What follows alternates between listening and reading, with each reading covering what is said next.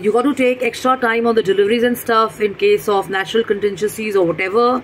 And of course, that also helps because just in case you've kind of shared some products and the client has liked it, has approved it, but at the time of finishing or probably at the time of delivery, you have something which happens and you don't have the extra time, you're going to get into a soup.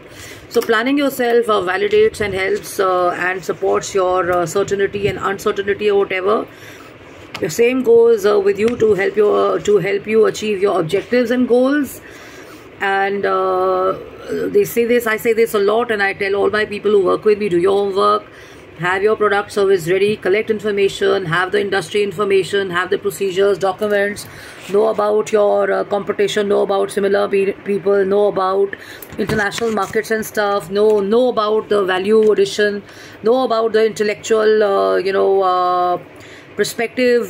Finance is not your forte, learn about it and stuff. And of course technology, which is forever changing, always a great idea to kind of stay updated and stuff. So be a part of forums, attend meetings and talk to different people from different walks of life and stuff.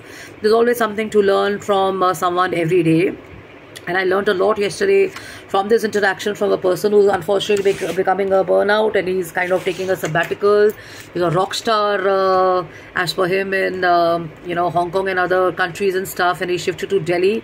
So what I learned from him again is that slowing down helps, and you don't have to be in your comfort zone. There are certain days when you can do everything, and there are certain days when you kind of take it easy because you know what's the best for your own work and your health and stuff.